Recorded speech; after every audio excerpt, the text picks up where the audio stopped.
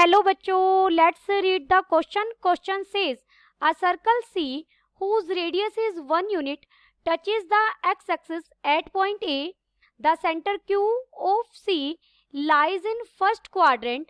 The tangent from O to the circle touches it at T and a point P lies on it such that triangle OAP is a right angle triangle at A and its perimeter is 8 unit. Equation of circle C is option A is x minus 2 plus square root 3 पूरे का whole square plus y minus 1 whole square is equal to 1. Option B is x minus square root 3 plus square root 2 पूरे का whole square है plus y minus 1 का whole square is equal to 1. Option C is x minus 2 whole square plus y minus 1 whole square is equal to 1. Option D is x minus square root 3 whole square plus y plus 2 whole square is equal to 1. First we see the key concept. Equation of a circle having center h, k and radius r is अगर आपको किसी भी circle का centre पता लग जाए और radius पता लग जाए तो हम उसकी इक्वेशन फाइंड आउट कर सकते हैं. इक्वेशन क्या हो जाएगी? x माइनस एच का whole square plus y minus K का होल स्क्वायर. ये y माइनस के है is equal to R square. अब यहाँ हमें इक्वेशन ऑफ सर्कल ही फाइंड आउट करनी है तो हम उसका रेडियस और सेंटर फाइंड आउट करेंगे. सर्कल की रेडियस हमें स्टेटमेंट में दी गई है. देखिए सर्कल क्या कह रहा है. A circle C whose radius is 1 unit touches the x axis at a point A. मान लीजिए ये हमारी कोऑर्डिनेट एक्सिस हैं, एक्स एक्सिस और वाई एक्सिस, और एक सर्कल है जो फर्स्ट क्वाड्रेंट के अंदर, जो आगे लिखा हुआ है इसने, फर्स्ट क्वाड्रेंट के अंदर इसका सेंटर है और किसी पॉइंट ए पर एक्स एक्सिस को टच कर रहा है. यहाँ कहीं सेंटर होगा. सेंटर को इसने नाम स्टेटमेंट में दिया गया क्यू. हमने यहाँ ओरिजिन से एक टेंजेंट ड्रॉ की सर्कल के लिए. इस सर्कल की टेंजेंट ऐसे कहीं होगी, ये यहाँ से मीट करके जाएगी, टेंजेंट है तो, और जिस पॉइंट पे मीट करिए उसका नाम क्या है? टी. तो टी क्यू किसका काम करेगा? रेडियस का. ए क्यू भी किसका काम करेगा? रेडियस का. अब इसी टेंजेंट पर हमें एक पॉइंट पी लेना है और वो पी पॉइंट इस तरीके से लेना है कि पूरी ट्रायंगल बन जाए ओ पी ए, और ए पर क्या हो? एंगल 90 डिग्री का हो. तो यानी आपको P पॉइंट जस्ट सीधा वर्टिकली A से ऊपर लेना होगा, अबव A लेना होगा टेंजेंट पर. तो ये हमारा पॉइंट P हो गया. और इस ट्रायंगल OPA का हमें पेरीमीटर दिया गया है और हमें equation of circle find out करनी है. रेडियस हमें स्टेटमेंट में गिवन है 1, तो हमें क्या फाइंड आउट करना है? सेंटर फाइंड आउट करना है. हम ये PQ लेंथ है, पहले इसको x सेलेक्ट कर लेंगे.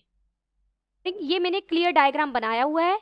ये हमारा पॉइंट A है, ये पॉइंट हमारा O है और ये पॉइंट हमारा P है, और जहां ये टच कर रही है ये पॉइंट हमारा T है. यहाँ मिडल में मैंने पॉइंट Q लिया. आपको डायग्राम अब क्लियरली समझ में आ जाएगा. देखिए यहाँ पर TQ, अगर मैं इसे डॉटेड लाइन से मिला दूं, ये बिल्कुल सीधा मिला लीजिएगा आप, तो ये क्या है? रेडियस का काम करेगी बिल्कुल सीधा जब आप मिलाएंगे. और जो ये QA है ये भी किसका काम कर रही है? रेडियस का काम कर रही है. ये हमारी y एक्सिस है और ये हमारी x एक्सिस है.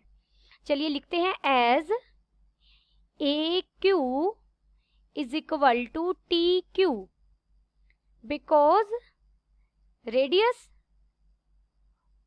Of circle, same circle. सारे नाम हमें स्टेटमेंट में ही दिए गए हैं. लेट हमने अब PQ, जो हमें लेंथ फाइंड आउट करनी है, मैंने उसे x लेट कर लिया. यानी ये P से लेकर Q तक का डिस्टेंस, ये डिस्टेंस हमने x लेट कर लिया. अब हम x की वैल्यू फाइंड आउट करेंगे. देन अगर PQ डिस्टेंस हमारा क्या है? x है, तो P टी डिस्टेंस क्या हो जाएगा, पी टी। देखिए यहाँ 90 डिग्री का एंगल बन रहा है, तो आपकी जो ये ट्रेंगल बनेगी ना पी टी क्यू, इस ट्रेंगल की बात करें हम, ये एक राइट एंगल ट्रेंगल है, टी पर 90 डिग्री का एंगल बन रहा है, टी पर 90 डिग्री का एंगल बन रहा है, तो पी क्यू किसका काम करेगा, हाइपोटेनस का। और पी टी और टी क्यू में से एक परपेंडिकुलर होगा, एक बेस होगा। जबकि आपको टी क्यू की लेंथ पता है कितनी है, T Q 1, A T is equal to T Q is equal to 1 भी लिख लीजिए यहाँ पर, क्योंकि 1 हमें स्टेटमेंट में दिया गया है। तो पी टी कितना हो जाएगा, हाइपोटेनस का square minus 1 by Pythagoras theorem. इसे मैं इक्वेशन फर्स्ट कह रही हूँ।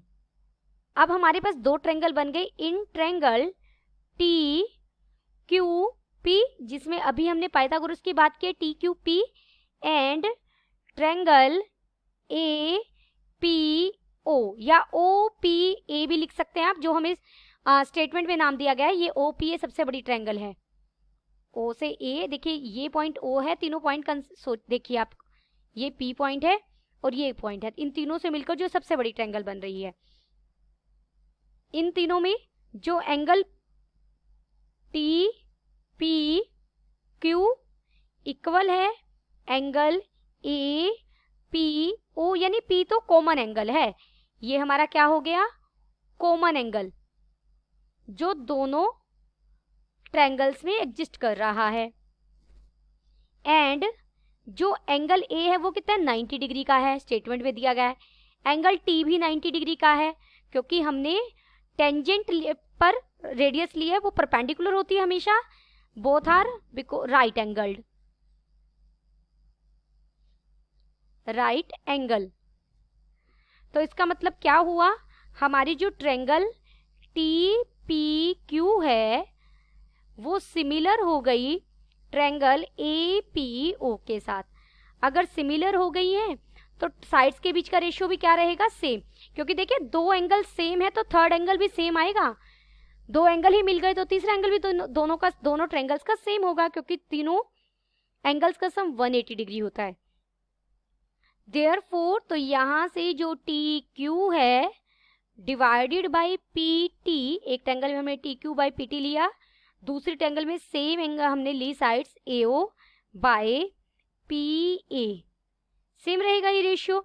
देयरफॉर देखिए टी क्यू की लेंथ तो कितनी है 1, और पी टी की लेंथ अभी हमने फाइंड आउट की थी इक्वेशन फर्स्ट में, क्या, x square minus 1 is equal to, यहाँ ए ओ, अब देखते हैं bye p A.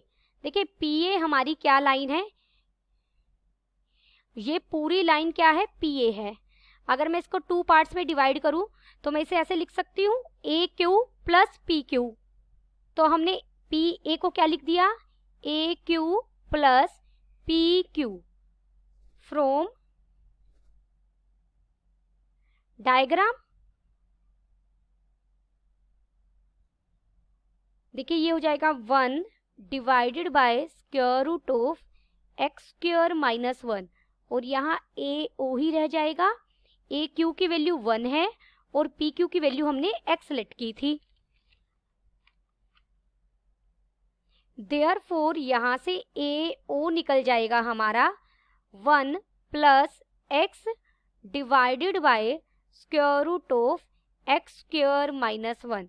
This is equation second, इसको मैंने इक्वेशन सेकंड कहा। एज जो आपने ए ओ है एंड ओ टी, देखिए बाहर का ये पॉइंट ओरिजिन है, ये पॉइंट ओरिजिन है आपका आउटसाइड, और ओ टी भी एक टेंजेंट है और ओ ए भी एक टेंजेंट है सर्कल की, are tangent on a circle from O, origin से है किसी एक पॉइंट से। देयरफॉर जो एओ है वो इक्वल होगा ओ टी के, देयरफॉर ओ टी इक्वल हो जाएगा, एओ हमने अभी फाइंड आउट किया इक्वेशन सेकंड में, तो ओ टी की लेंथ भी वही हो जाएगी, square root of x square minus 1 denominator में आ गया। यहाँ लिखेंगे हम बाय इक्वेशन सेकंड, और मैंने इसे इक्वेशन थर्ड नाम दिया। नाउ पेरीमीटर हमें गिवन है, perimeter of triangle AOP is 8 unit, statement में दिया गया है। अब ट्रायंगल की जो साइड्स हैं तीनों का सम यानी AO पहली साइड, दूसरी साइड हो जाएगी आपकी AP और थर्ड साइड हो जाएगी OP। तीनों का सम हमें कितना दिया गया? 8। अब देखिए AO तो अभी हमने फाइंड आउट किया था, x+1 divided by square root of x² - 1 plus AP कितना हो जाएगा? AP भी हमें पता है 1 + x होगा, क्योंकि लेंथ रेडियस प्लस जो हमने लेंथ एज्यूम की थी। OP को मैंने लिखा OT + TP और ये हमें कितना दिया गया? 8 टोटल। दिस इम्प्लाइज यहाँ से हो जाएगा x+1 divided by square root of x² - 1 plus 1 plus x plus OT तो अभी हमने फाइंड आउट किया कितना था? x+1 divided by square root of x² - 1 plus TP हमने फाइंड आउट किया था TP को PT लिख लीजिए। देखिए मैंने यहाँ सबसे पहले PT कहिए या TP कहिए एक ही बात है, ये हमने फाइंड आउट किया था इक्वेशन फर्स्ट में। तो ये हो जाएगा यहाँ पर x² - 1 = 8। दिस इम्प्लाइज यहाँ हम इसे सिंप्लीफाई करेंगे, एलसीएम लेंगे, एलसीएम आ जाएगा हमारा स्क्वायर रूट ऑफ x² - 1। ये हो जाएगा यहाँ x+1 plus x² - 1 plus x plus 1 plus 1 plus x को हमने अलग कर लिया = 8। दिस इम्प्लाइज यहाँ से आप सोल्व करेंगे तो आपको ये मिल जाएगा ऊपर x² plus 2x plus 1 divided by square root of x² - 1। देखिए इस -1 से ही कट जाएगा और सिंपल ऐड करेंगे और जो 1 + x था उसको मैं राइट में ले गई, वो बन गया 7 - x।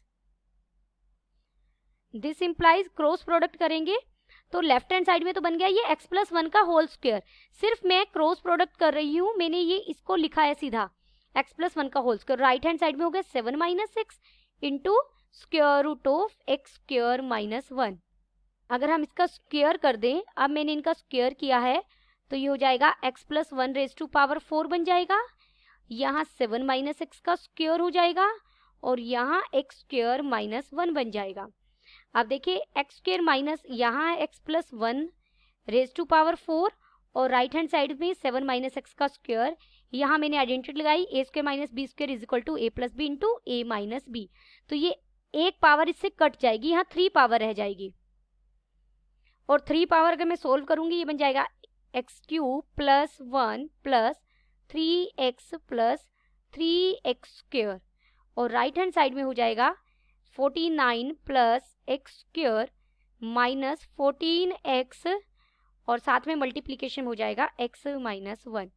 जब आप इस पूरे को सिंप्लीफाई करेंगे तो हमें इक्वेशन मिलेगी quadratic equation 18x² minus 60x plus 50 = 0। देखिए यहाँ से मैं 2 एलसीएम ले सकती हूँ, बन जाएगा 9x² माइनस 30x प्लस 25 = 0। ये हमारा होल स्क्वायर बन रहा है 3x - 5 का = 0। तो यहाँ से हमें x की वैल्यू क्या मिल गई? 5/3। अब देखिए हमें x मिल गया, x को हमने क्या माना था?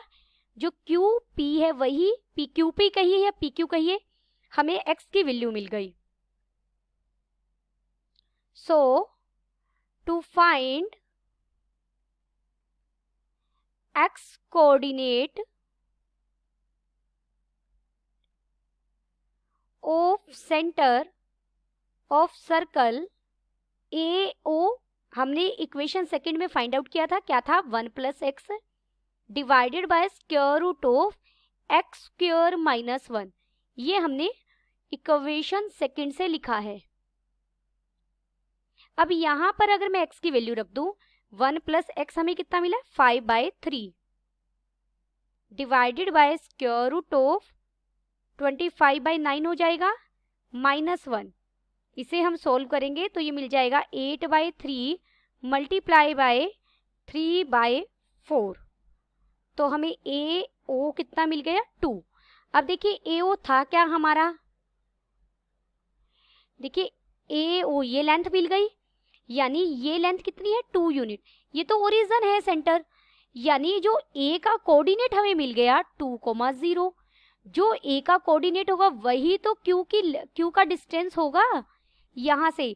तो Q जो है सेंटर था, उसका x कोऑर्डिनेट तो हमें 2 मिल गया, और y कोऑर्डिनेट तो ये रेडियस के इक्वल होगा यानी 1। तो इसका मतलब हमें सेंटर मिल गया। Therefore, center of circle is equal to Q बोला है स्टेटमेंट व्यू से, वो हमें कितना मिल गया 2,1, और रेडियस हमें पहले से गिवन है। Therefore, इक्वेशन ऑफ सर्कल, हमें इक्वेशन ऑफ सर्कल ही फाइंड आउट करनी थी। सेंटर और रेडियस मिलते ही हम इक्वेशन ऑफ सर्कल लिख सकते हैं, x-2 का होल स्क्वायर प्लस y-1 का whole square is equal to 1 का स्क्वायर 1 ही हो जाएगा।